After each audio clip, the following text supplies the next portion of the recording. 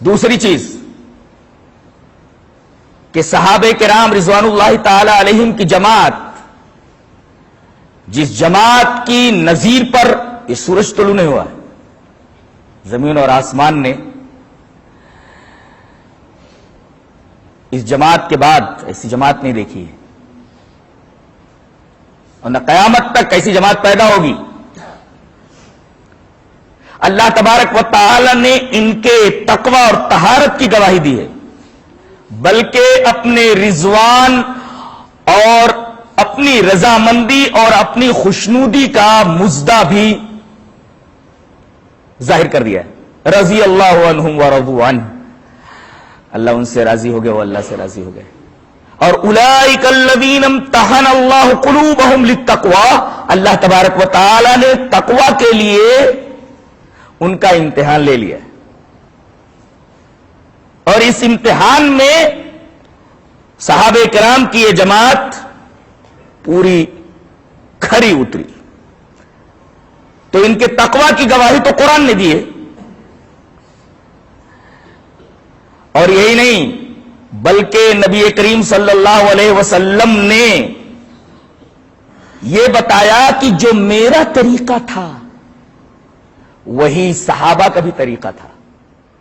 ایک حدیث پاک دیکھیں کتنی عجیب بات ہے، حدیث اس طرح وعن عبداللہ بن عمرو رضی اللہ تعالی عنہ قال قال رسول اللہ صلی اللہ علیہ وسلم لَيَأْتِيَنَّ عَلَىٰ أُمَّتِي مَا أَتَىٰ عَلَىٰ بَنِي إِسْرَائِيلَ حَذْوَ النَّالِ بِالنَّالِ حَتَّىٰ إِنْ كَانَ مِنْهُمْ مَنْ أَتَىٰ أُمَّهُ عَلَانِيَةً لَكَانَ فِي أُمَّتِي مَنْ يَصْنَعُ ذَلِكَ وَإِنَّ بَنِي إِسْرَائِيلَ تَفَرَّقَتْ عَلَىٰ 72 مِلَّةً وَتَفْتَرِقُ أُمَّتِي عَلَىٰ 73 مِلَّةً كُلُّهُمْ فِي النَّارِ إِلَّا مِلَّةٌ وَاحِدَةٌ قِيلَ مَنْ هِيَ يَا رَسُولَ اللَّهِ قَالَ مَا أَنَا عَلَيْهِ وَأَصْحَابِي رواه الترمذی فی کتاب الایمان۔ حضرت امام ترمذی اس حدیث پاک کو ایسے کتاب الایمان میں لائے، راوی حضرت عبداللہ ابن عمر ہیں، وہ فرماتے ہیں کہ رسول اللہ صلی اللہ علیہ وسلم نے ارشاد فرمایا کہ میری امت کے اوپر وہی کچھ آنے والا ہے جو بنی اسرائیل کے اوپر آ چکا ہے، اس طرح جیسے جوتے کا ایک تلا دوسرے تلے کے مماثل ہوتا ہے، برابر ہوتا ہے۔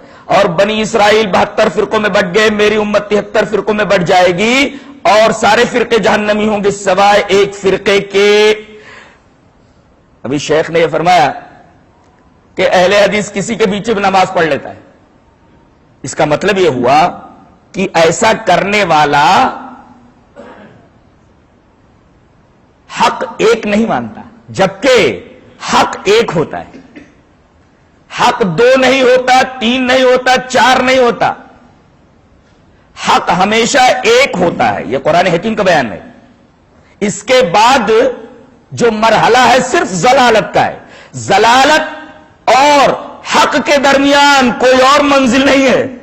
اللہ تبارک و تعالی نے سورہ یونس کے اندر ارشاد فرمایا فماذا بعد الحق الا الضلال، حق کے بعد کیا رہ جاتا ہے سوائے گمراہی کے۔ یہاں حق کا اپوزٹ ضلال لایا گیا ہے، اور یہ واضح کر دیا گیا کہ فماذا بعد الحق الا الضلال، حق کے بعد کیا رہ جاتا ہے سوائے گمراہی کے۔ اگر اہل حدیث اپنے آپ کو حق پر مانتے ہیں تو دوسرے لوگوں کے پیچھے نماز پڑھنے کا یہ مطلب ہے کہ ان کو بھی حق پر مانتے، جبکہ وہ ضلالت کے اوپر ہے، اور حق کا امام ضلال کیسے ہو سکتا ہے؟ یہ سورہ یونس کی آیت ہے کہ فماذا بعد الحق الا الضلال، حق کے بعد کیا رہ جاتا ہے سوائے گمراہی کے۔ بتائیے، ضلالت اور حق کے درمیان کوئی منزل ہے ہی نہیں، حق سے نکلا کہ ڈائریکٹ ضلالت میں پڑا، بیچ میں کوئی منزل نہیں کہ رک جاوے۔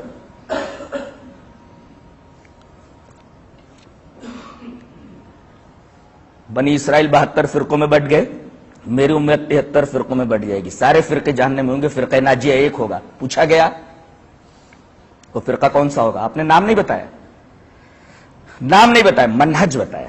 منہج کیا ہے؟ اس منہج کو دیکھو گے تو پتہ لگ جائے گا کہ وہی فرقہ ناجیہ ہوگا، اس کا کوئی بھی نام ہو، جمعیت علماء اہل حدیث ہو، جمعیت اہل حدیث ہو، اہل سنت والجماع ہو، کوئی بھی نام رکھ لیں، وہ منہج دیکھو گے تو پتہ چل جائے گا کہ یہی لوگ ہیں۔ وہ منہج کیا ہے؟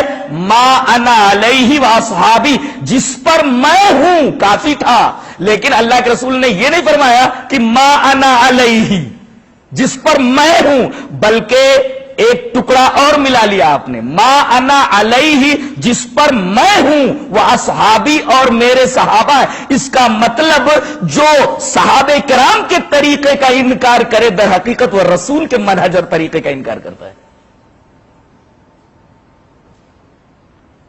اور جانتے ہیں یہ بات نبی کریم صلی اللہ علیہ وسلم نے کس تناظر میں کہی ہے، کس پرسپیکٹو میں کہی ہے؟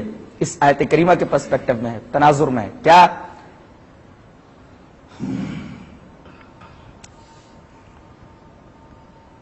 قل ہذہ سبیلی ادعو الی اللہ علی بصیرۃ انا ومن اتبعنی۔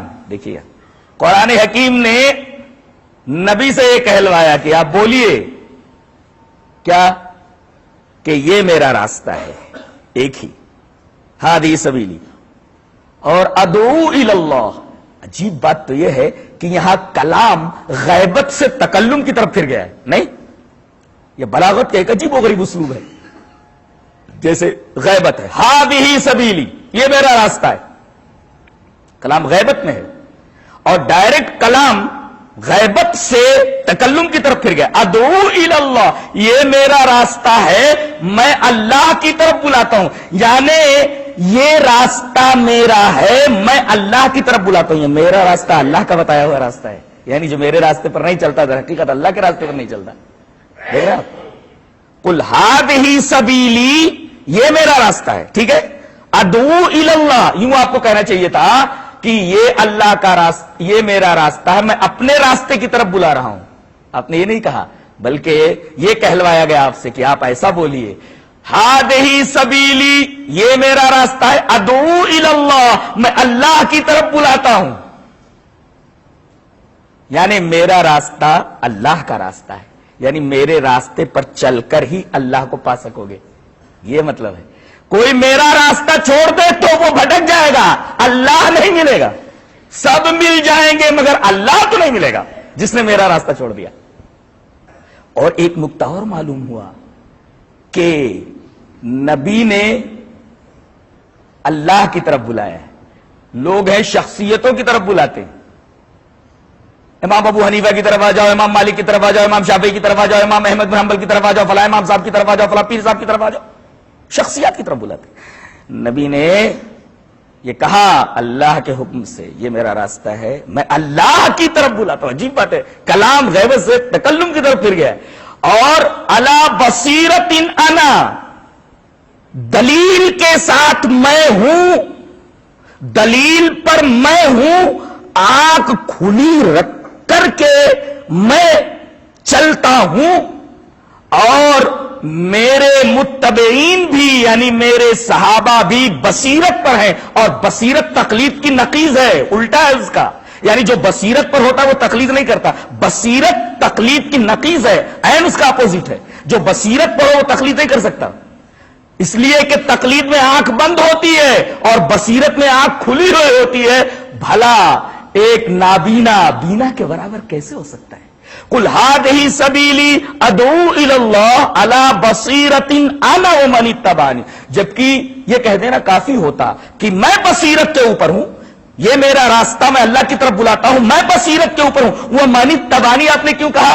یعنی میں بصیرت کے اوپر ہوں اور میری اتباع کرنے والے میرے صحابہ بھی بصیرت کے اوپر ہیں، اور اسی پرسپیکٹو میں آپ نے یہ حدیث فرمائی، ما انا علیہ واصحابی، اس لیے کہ قرآن حکیم نے ان کے اتباع کو معتبر مانا ہے کہ صحابہ کرام کا اتباع معتبر ہے۔ اور یہی نہیں بلکہ ان کے تقوی کا اللہ تبارک و تعالی نے اتنا زبردست امتحان لے لیا تھا، اور اس امتحان میں اس قدر پورے اترے کہ ان کے صرف عمل ہی کو نہیں بلکہ ایمان جانتے ہیں، اس کے بغیر آدمی جنت میں جا ہی نہیں سکتا۔ دلیل اس طرح، وعن ابی ہریرہ رضی اللہ تعالی عنہ قال قال رسول اللہ صلی اللہ علیہ وسلم لا تدخلون الجنة حتى تؤمنوا ولا تؤمنوا حتى تحابوا اولا ادلكم على شيء اذا فعلتموه تحاببتم افشوا السلام بينكم، رواہ مسلم فی کتاب الایمان۔ حضرت امام مسلم کتاب الایمان کے اندر اس روایت کو لایا ہے، راوی حضرت ابو ہریرہ ہیں۔ حضرت ابو ہریرہ فرماتے ہیں کہ رسول اللہ صلی اللہ علیہ وسلم نے ارشاد فرمایا کہ تم جنت میں داخل ہو ہی نہیں سکتے جب تک کہ ایمان والے نہ ہو جاؤ۔ اس کا مطلب یہ ہوا کہ دخول جنت موقوف ہے ایمان کے اوپر، اگر ایمان نہیں ہے تو جنت میں داخل نہیں ہو سکتا. یہ اتنی بڑی چیز ہے, ایمان کا پاسپورٹ ہے یہ, اس کے بغیر ایمان یہ پاسپورٹ ہے, اس کے بغیر آدمی جنت میں قدم بھی نہیں رکھ سکتا. یہ پاسپورٹ ہے یہ جنت میں جانے کا, اس کے بغیر آدمی جنت میں جا ہی نہیں سکتا. اچھا, اتنی بڑی چیز ہے, جنت کا پاسپورٹ ہے, جنت کا ٹکٹ ہے یہ. اللہ تبارک و تعالی نے یہ بتایا کہ ایمان جنت میں جانے کا ٹکٹ تو ہے, لیکن کون سا ایمان, کون سا ایمان معتبر ہے اور کون سا ایمان ہمیں مطلوب ہے, وہ بھی تو تمہیں بتا دوں. اللہ نے فرمایا فَإِنْ آمَنُوا بِمِثْلِ مَا آمَنْتُمْ بِهِ فَقَدْ اهْتَدَوْا وَإِنْ تَوَلَّوْا فَإِنَّمَا هُمْ فِي شِقَاقٍ. عجیب و غریب آیت ہے کہ پس اگر یہ دنیا والے ایمان لے آئے جس طرح اے میرے رسول کے صحابہ تم ایمان لائے ہو تو یہ ہدایت یاب ہو جائے. اللہ تبارک و تعالی نے صحابہ کے ایمان کو معیار ہدایت قرار دیا ہے. اگر یہ ایمان لے آئے لوگ اس طرح جس طرح اے میرے رسول کے صحابہ تم ایمان لائے ہو تو یہ ہدایت یاب ہو جائے. صحابہ کے ایمان کو معیار ہدایت قرار دیا گیا, اور اس سے پھرنا شقاق کی علامت بتایا گیا.